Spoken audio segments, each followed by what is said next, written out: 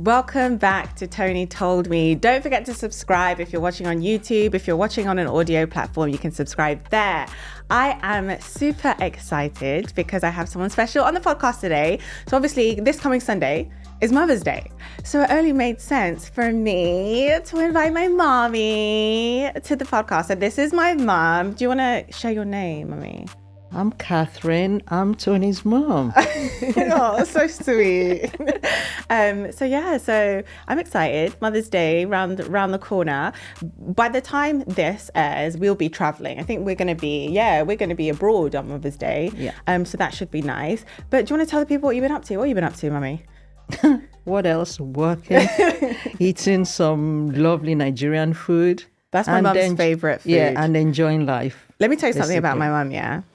If there was an award for who can locate Nigerian food on the globe, let me tell you, producer Anisha, I'm being dead serious right now. Yeah. We have traveled all over the world and my mum somehow finds a Nigerian restaurant wherever we go.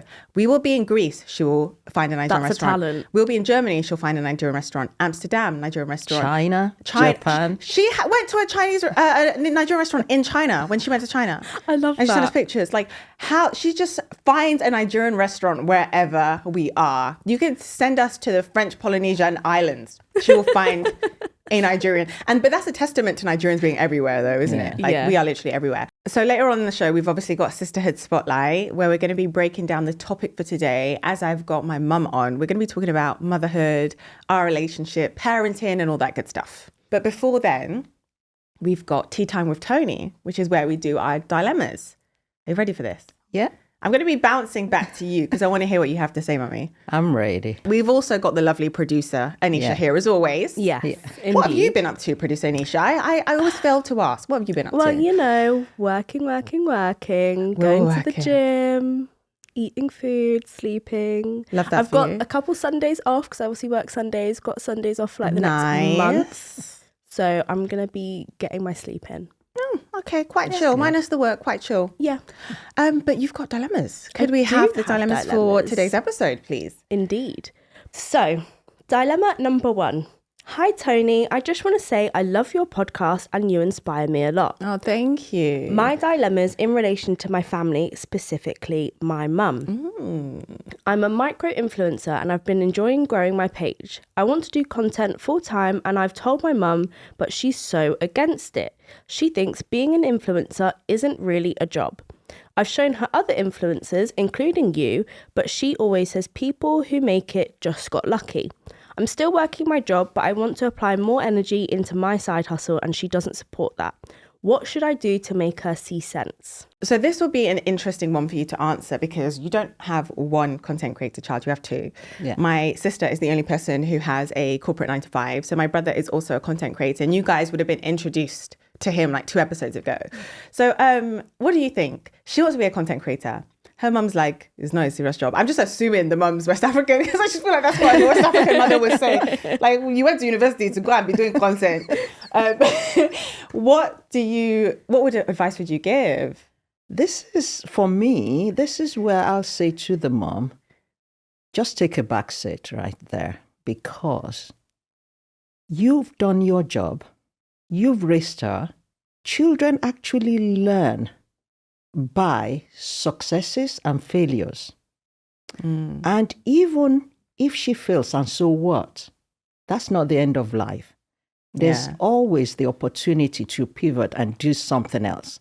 But I'll say to the mom that she just needs to support her and be there for her, be present.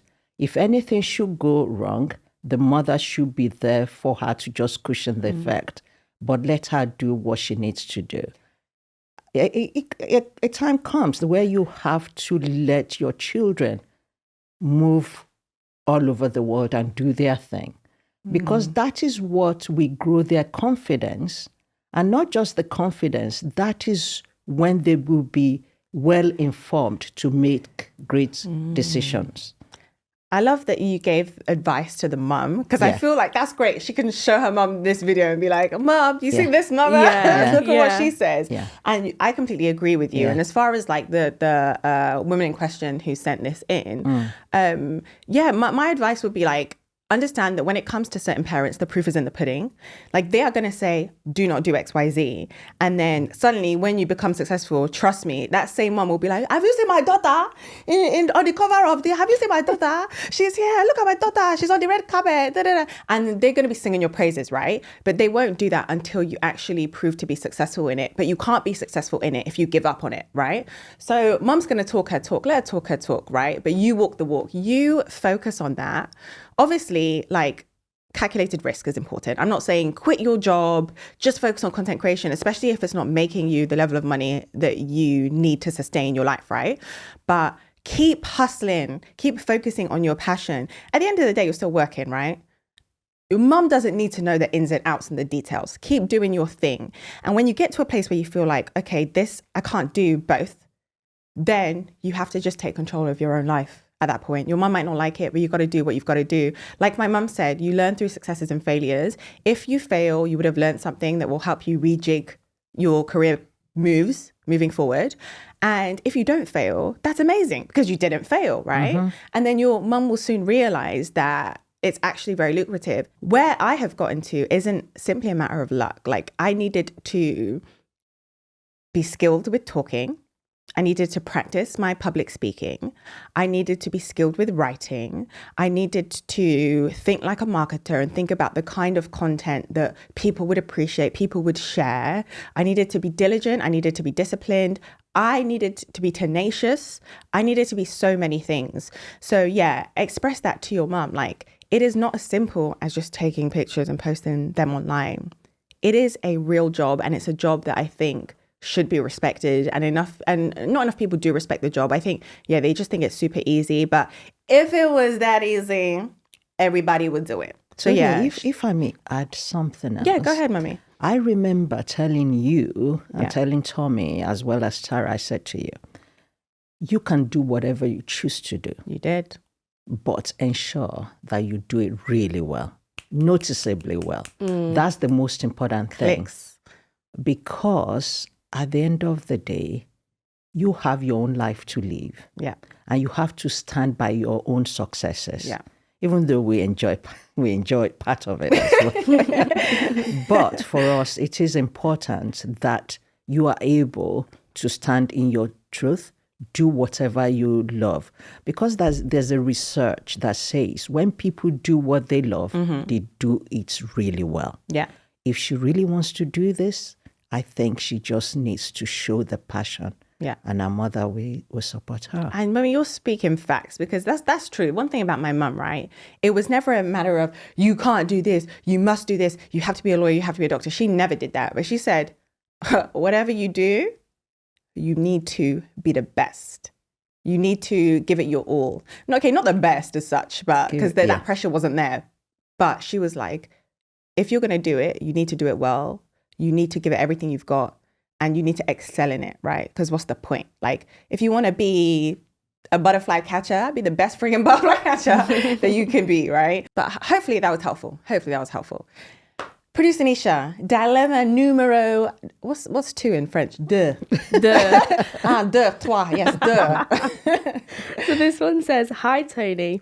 So basically, I've got a friends with benefits. Okay. At least that's how it started. It was just casual sex, but now I've caught feelings.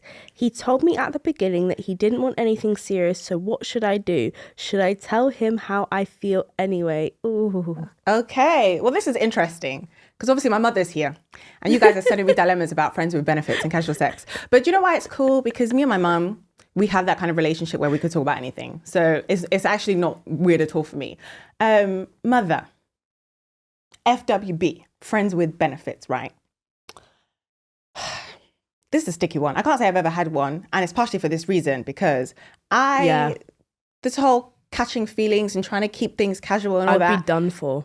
Too many politics. You know what? Do you know what my issue is as well with friends with benefits? It's not even that I think I would be done for. Without sounding big-headed, they would be done No, for. seriously, without sounding big-headed, I just feel like if I ever had a friends with benefits at any stage of my life when I was single, it wouldn't have worked because they would have fallen in love with me. Damn. No, seriously. Like, why are you smiling? 100%. Yeah, you know. That's like, It's true. Yeah, that's just how it was. Like, Yeah. you would have fallen in love with me and we would have been in a pickle. So it's not even because of me. It's because I just feel like I can't do it because you would have fallen in love with me. Sorry. That's how the cookie crumbles when it comes to me. But yeah, friends with benefits. She says that she's got this friend with benefits and it started off cash. He told her from the jump, I do not want a serious relationship. And she's caught feelings. Should she tell him she's caught feelings? What do you think? Actually, pause. What's your opinion on friends with benefits? I don't think it's a good thing. Okay. And Yeah. why? It's not just about sex. Yeah. It's mechanics of sex, emotions, values, boundaries, mental health, allowing respecting yourself. So it's not just about the sex, because when that comes into everything, Yeah. there's bound to be feelings. Yeah. And you can't play with other people's feelings or emotions if you don't respect yours, but at least respect others. I love that you said that. So for you, when you say respecting yourself, you're not even talking about sex and casual sex in your body. You're talking about your emotions. Your emotions, the boundaries. You have to be able to have that bulletproof mindset Yeah. of, I'm not going to put myself in a predicament.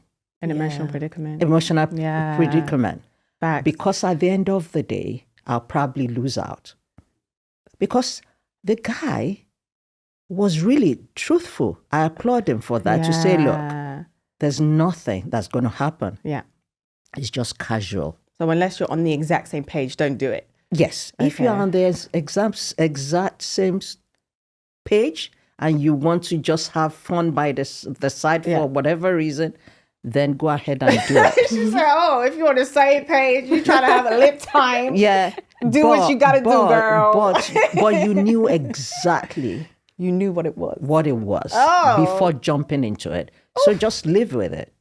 And be prepared to be brokenhearted after it. Or who knows, it might just shift. So do you think she should tell him that she has caught feelings? 100%. Why hide it? What's the point? Because this guy told you. I think you should just say, look, this is the deal. Yeah. I've caught feelings. What are we going to do about it?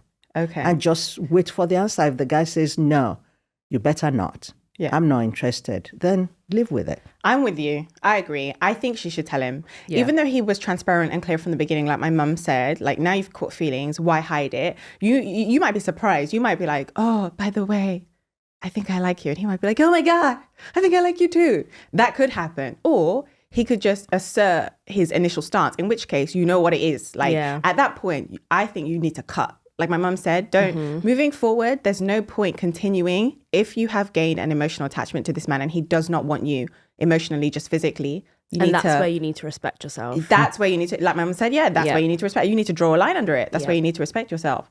Oh, you good at this like dilemmas. Check you out. Check you out. That was an epic Tea Time with Toni session. Don't forget to send dilemmas for future episodes. Toni at ToniToldMePod.com. That is the email address. Or you can hit us up on Instagram. Send us a DM at ToniToldMePod. One thing about us is that we are so close. We are like best friends, right? And we talk about everything from sex to relationships to friendship breakups to work predicaments, literally everything. Nothing is off limits. A lot of people don't have that relationship with their parents or their mother in particular. Why do you think we are friends? How did we get here? How did our relationship evolve to be this? That's a great question. I need you to know that this was intentional. Dad and I, we talked about it. There was the need for us, and still the need for us, to be very transparent as parents. Yeah. Well, I grew up in Africa where everything is kind of wrapped. When I say everything, things like sex, relationship, mental health, and so on, were wrapped in secrecy. It's like a secret because they were protecting our innocence. Yeah. But here's the thing, though. Silence does not stem curiosity. Because either you like it or not, your kids will find out from somewhere else. Facts. And we did not want that to happen to us. We wanted you to see us as the source of truth. Okay. And we were intentional in ensuring that no subject is a taboo when it comes to our family. You know this. Yeah. We talk about everything. Yeah. And then it's not just about sex. It's about, like I said, your mindset, the respect you have for yourself, the way you relate to other people, relationship, and also respecting other people. Yeah. For instance, your brother, as a guy, needed to know that there's what is called consent. Yeah. To adults. Yeah. It's not just about you. Yeah. And then your sister needed to know, as well as you, that when it comes to sexual relationship, there are values, emotions, everything else will come into it. Yeah. We needed you to be empowered enough to be able to navigate this and not hear it from other people that may unintentionally or intentionally twist the truth or distort That's a good the point. truth. We wanted you to have the trust in us as parents. Yeah. Because when you are a parent, the responsibility put on you to be responsible for your children is just enormous. Yeah. And then, do we always get it right? No. We are bound to make mistakes, but that is the way it should be. Yeah. So I talk about you are there to guide your children.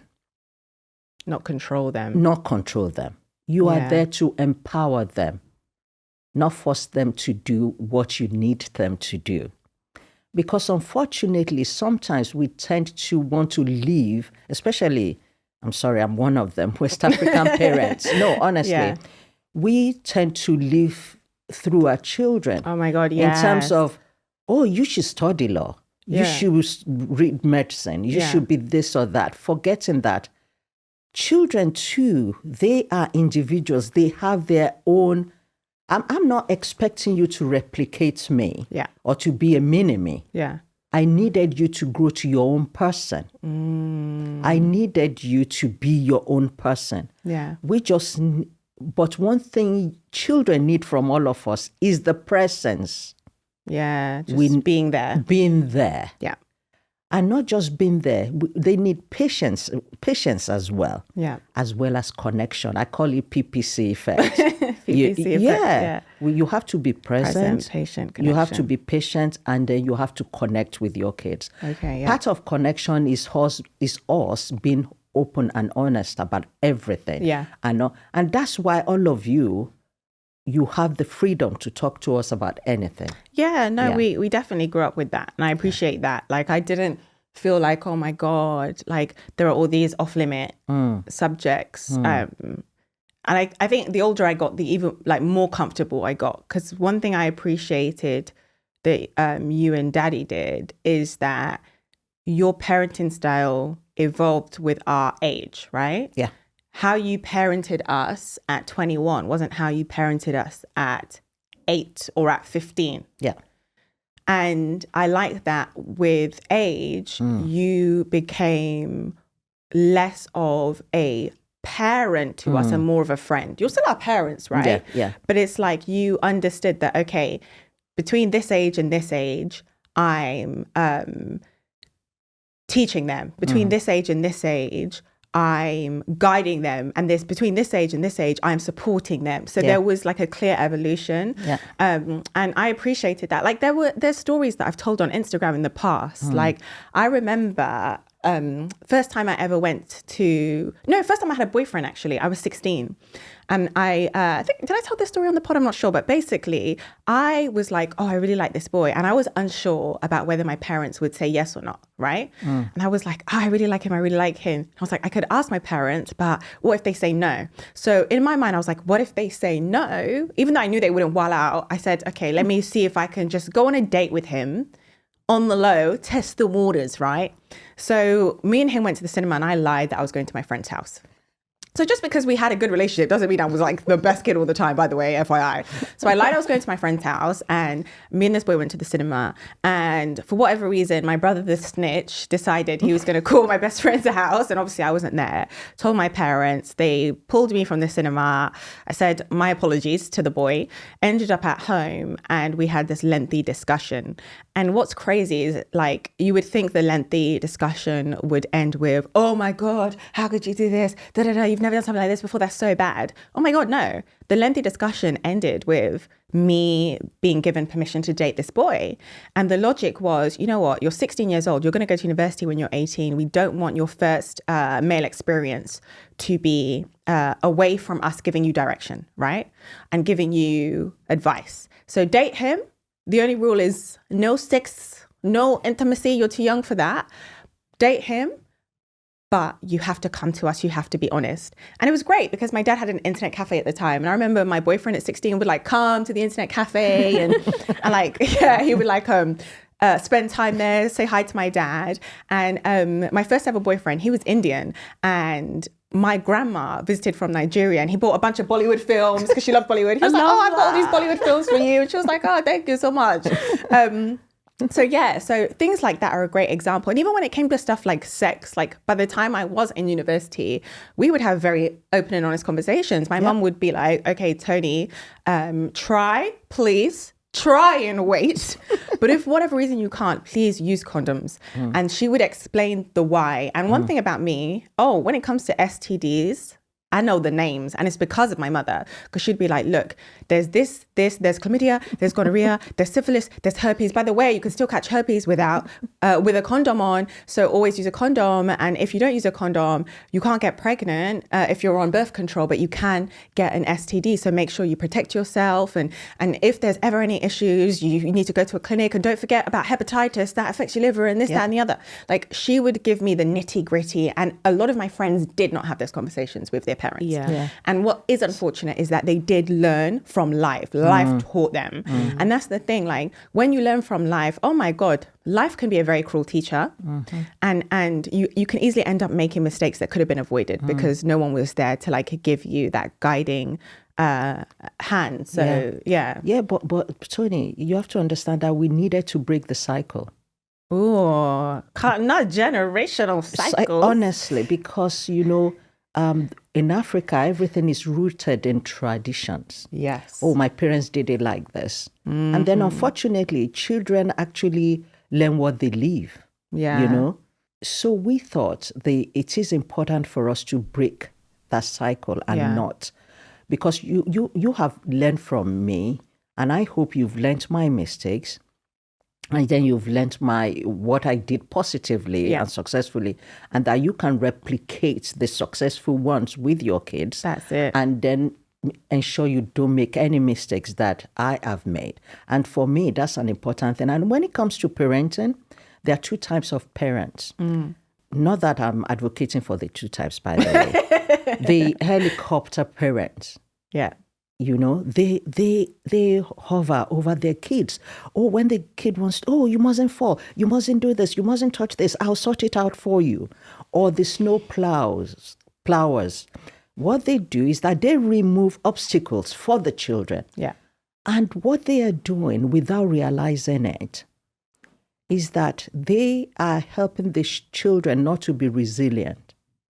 They are helping them not to have the confidence to face and deal with challenges. Oh, so these are the two like bad types. They okay. two, yeah. I'm trying not to say bad. You know, Oh, my bad. Okay, not bad. Some The not two bad types of parents who that are they still. they don't realize this. You know, by the way, Okay. they think they're really caring for their children. Okay, maybe they're parenting too hard, basically. Yes. Okay. Not too hard, but they're too.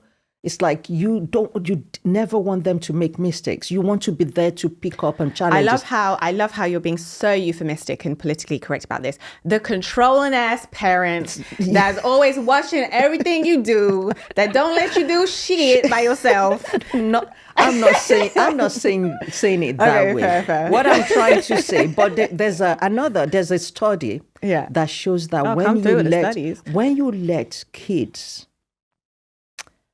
fall Yeah. or make mistakes, Yeah. they become great adults. And in which case their relationships actually survive because of that. And they perform better at work. Really? Because The they resilience. they build the resilience to be able to face challenges, to remove obstacles without having to call mom or dad. And I was going to ask you, like, what some of the mistakes parents make with their children, but you've kind of covered that with the helicopter and snowplow style, like trying to. Oh my God, I still have some of those. Okay, come through with the Parents not wanting to apologize for making mistakes. Can you say that one more time? Honestly. What's one of the mistakes parents make with their children? Parents not apologizing for their mistakes to their kids. Because no one is perfect. We are bound to make mistakes. Facts. But if you always say, oh, and go and live, just live with it, that's not a good thing. Because without realizing it, you are diminishing the feelings of your child. Yes, And you invalidate and you their know the truth about feelings. that? They may not remember the things you bought for them, but they will always remember how you make them feel. Oh, come through, Mama, with the quotes today. That is the truth. Yeah, you know, you're spitting facts. Yeah, and not only that, parents wanting respect by force and not through trust, especially African parents. Because I'm your mom, Speak I'm to your your age dad. mates, please. Speak to your age mates. We all do this, parents. I'm your mom, I'm your dad. You have to respect me regardless of how I behave to you or how I've been present in your life. Yeah, respect is mutual. Yeah, respect is mutual. You want your child to respect you, you better be there. You better be present. You better listen. And another one is parents not listening. We listen sometimes to reply, and we don't listen to understand. And that is not a good thing. You have to validate your children's feelings by listening. Sometimes they are not asking for solutions. Yeah. They just want you to sit down, keep quiet, shut up, and just listen. Yes, judgment-free zone sometimes. Yeah, don't be judgmental, because they will always remember. For me, those are the key things that we do that I think we really need to change. I will give you your flowers. I tell you this all the time, you're an amazing mother. I wouldn't be thank who I you. am without you.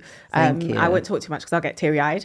But it's true, because who I am is very much a testament to who you are and how you've parented me. So thank you for that, Mummy. But on that topic, like, you have given great advice and you're an amazing mom and you're fantastic. People love you. I remember when you were on High Life. If you don't know what High Life is, my family were on this like Channel 4 single season show about West Africans in the diaspora and specifically the UK.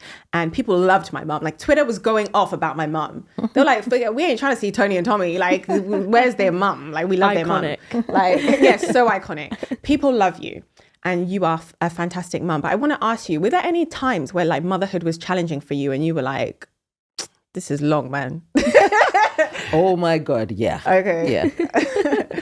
So, I love motherhood, by the way. Okay. I know you do, yeah. The joy of my life. When I look at the three of you, it's like you have your heart here, but your heart, part of your heart is outside your body, as in the three of you. Yeah. They walk around the world and do their things. And you That's so you just sweet. have a front row seat with some popcorn, watching them grow and watching them develop into a wonderful woman that you have become. Thank Or you, look Mai. at Tommy, Yeah. a fantastic husband to Camille and a fantastic father to TJ. Yeah. I mean, come on. And Yeah. look at Tara. Tara is she's just brilliant. Impeccable. Impeccable. Yeah. Lovely, lovely lady. And I see that happening and I'm like, thank goodness. That's the joy of motherhood. But in saying that though, Yeah. I remember when I had you, you were little and dad wasn't at home. I'd fed you. Yeah. I'd bopped you. Yeah. I'd changed your nappy. God, you wouldn't stop crying. My bad. No, that it was Toni that tested. I was overwhelmed. Mm-hmm. I could not believe that was happening. You know what I did? I locked myself in a room with you there and I was crying. So wait. I was crying. You were crying. And you were holding me and you were crying because I was crying. Yeah, I was crying because, I was crying. And I looked at you and I thought this parenthood thing did not come with a manual. Yeah. How am I supposed to be the one to take care of this? I can't lie, that's baby? mad to me. One day you just walk into a hospital. Yeah, I And just then had the you next come day you out- just you walk come out out. the human. And they're like, by the way, here's your whole- human. Yeah. Good luck. What the hell? Enjoy the next lifetime. Yeah, like that is nuts to me. That literally there is no parenthood manual. I mean, there are books and stuff you Yeah, can get, yeah, but one day you walk in a hospital, the Toni. next day they give you a child and you're on your way, and then you just have to Yeah. figure out. That's mad. Nothing will truly prepare you for the care and the responsibility that I was looking at you thinking, God, how am I going to do this? I really hope I'm able to bring this baby up so that she becomes a productive member of a society, of the world. God help me. I lost it, Toni. It was funny because as little as you were, I think my crying even made you stop crying. That's because I was probably looking at you like, what? What are you crying You about? are supposed to be taking care of me. Why are you crying? What is going on? In short, parenthood will test you. Yeah. But there's an humongous amount of joy at the end of it all. Yeah. So Yeah. yeah. And I it's- guess maybe the caveat, Yeah. like, not to be a Debbie Downer, but obviously maybe the caveat is like having kids that you like, because I'm not going to lie, some people don't like their kids and some people don't like their parents. And you That might is love true, your yeah. child, you might love your parent, but you don't like your child or you don't Yeah. like your parent. Some but people love their parent, but they're like, I don't like you as a person. Toni, there's a reason for that. No child will suddenly say, I don't like my That's parents. true, actually. Yeah, Yeah. that's true. And no parents will say, I don't like my children. There's there's a Cause and build-up. effect, traumas and There's traumas a and traumas. build-up. Yeah. Unfortunately, some parents is a shame that children cannot dictate the kind of parents. Oh my they God, want. I actually think about that all the time. My sister and I were having a discussion about that. Like, have you ever seen like a child walking with its parents or a parent, and the parent, like, by societal standards is an awful person, right? And you're seeing this very young child and you're just looking at them and you're just looking at their innocence and how like unaware they are that they have this awful, awful parent. And you're just like, it's so sad, because if you were just born to someone else, your whole life and the whole trajectory of your life will be completely different. Yeah. Yeah. And God willing, like for children who are born into situations that obviously they have no control over, that are negative, that they can change their outcomes. But once you've been born into a certain family, it becomes very, very hard. That dictates a lot of your life. And it makes me so sad to see people born into certain families or certain environments. And it's like, damn, like so much of your identity and how you see yourself, how you see the world is being shaped by the person who is your caretaker. And if they're not a nice person, you are immediately like 10 steps back. And it's so unfair. Yeah, unfortunately, children kind of inherit the past, the present, and the future of their parents. Yeah, it's really unfair. It is unfair, but Yeah. but that's how it is. You've obviously taught me a lot. is there anything that I've taught you as your daughter? Oh my goodness, a lot actually. Oh, really? Yeah. You kind of taught me that vulnerability is a strength. And I love not that. me teaching you something that I'm still working on. But that's good. I love how vulnerable you are. You actually lay things out there. And I really appreciate that about you. I am very transparent, but You I will are- say yeah. sometimes though I do get told off for it. Yeah. Sometimes my mom's like, "Oh my god, is it everything you must tell people?" Yeah, because must you share everything? Tony is super open, right? But then sometimes I'm like, must you share everything? I say that. And then another thing is that I love the way you love. Oh, Your love has no boundaries. Is there anything called boundarylessness? Yeah, I mean, I have boundaries, but I know what you mean. My love has no limits. Limits. Yeah. That's what I meant. Yeah. When you love somebody, you love wholeheartedly. I love how you are with your brother and your sister. It just makes me think that when Dad and I, when we're long gone, Yeah. they will be fine and you will be fine. You've also shown me that it's okay to be apologetic when you get things wrong.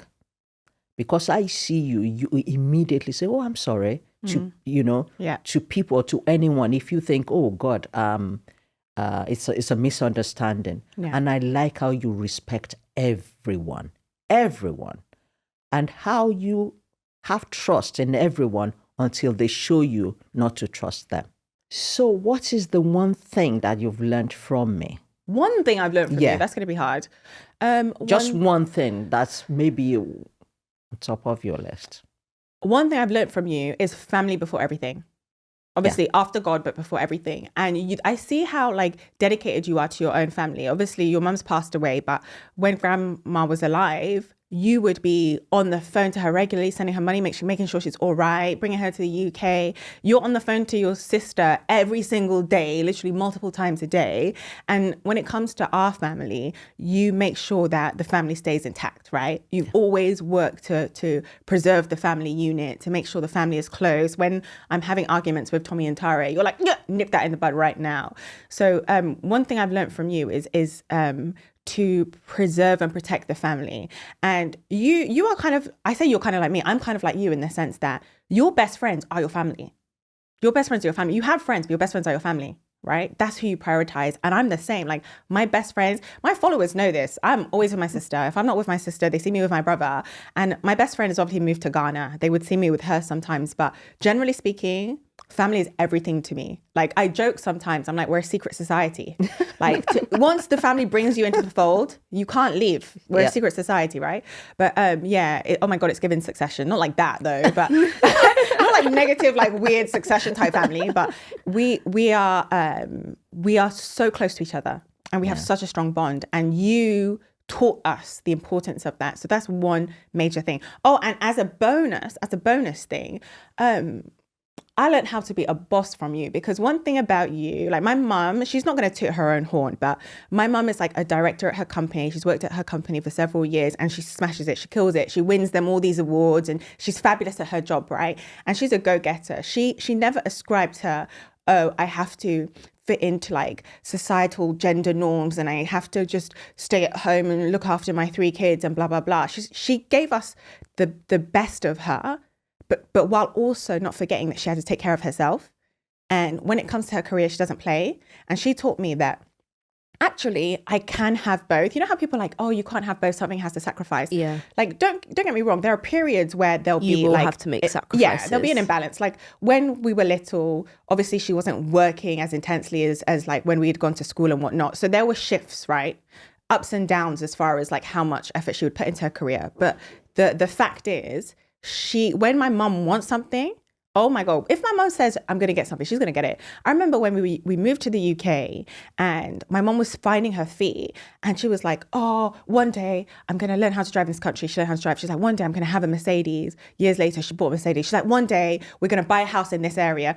Bought the house in this area. One day we're going to buy a bigger house and we're going to make sure it's got 4 bedrooms. And then she bought that house. She'll be like, one day if my mom says she's going to do something, oh my God, best believe it gets done, right? Nothing gets in her way. And that's one major thing she taught me. Like, I can do anything that I believe in, right? I just need to apply the effort and I just need to see myself as worthy. And that's another thing. My mom's confidence through the roof. No one can tell her she's not good enough because she believes she's good enough. And God believes she's good enough. And that's all she needs. Like, no one can sit in her face and tell her, you can't do something, because that's a test for her, right? Oh, okay, I can't do it. Cool, bet. Watch. I'll do it. Yeah, watch. You finna see. I finna do it. And I think that's one thing I learned from her, that like, I shouldn't let anybody get in my way. If I want something, I should go for it, right? So Thank you. Thank you very much. Well articulated, I must say. So as you guys know, I love to share some positive words at the end of the podcast. So this podcast has obviously been really special to me because I have my mum here. And I think I'm going to focus on theme, which is like motherhood and parenthood in particular. And the advice I will give to people is that some of you are going to be listening to this, and I know that some of you are going to be thinking, man, I wish my mum was like this. Why isn't my mum like this? And why am I getting emotional now? And it upsets me because it's like, people can't choose the parents they have. And like, listening to my mum talk, I'm like, oh, I wish everyone had a mum like you. I'm so lucky to have a mum like you. I wish everyone did. Not everyone is going to have that. My advice to you is that, look, like, you do not have to be, if you don't have a positive example, a positive role model like I do, you do not have to be a mirror of your parents. Like, your life is in your hands. And although you might feel like you had to start 10 steps back and you didn't have a head start, which is true, you didn't, but that's not your fault. That's really not your fault. Like, don't beat yourself up over that. Like, that wasn't your fault, but you can take control over your own life, and the generational cycles, you can break them. You can break them.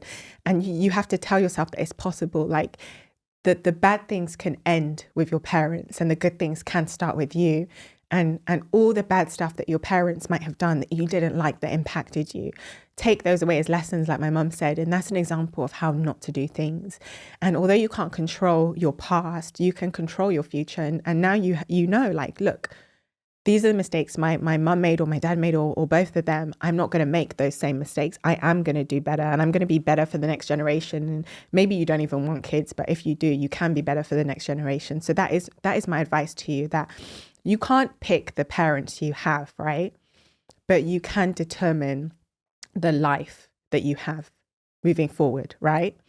And you might see some elements of your parents in you that you don't like, but again, you have control over that. You definitely do. And it pays to be reflective. There are things that I do that aren't always good. And sometimes I'm like, oh yeah, I do this. Like, for example, like I was bigging my mum up in this episode, but my mum, I'm petty and my mum could be petty. We are the same person, right? When someone gets on our bad side, it's like, okay, all right, cool. Yeah, cool, isn't it?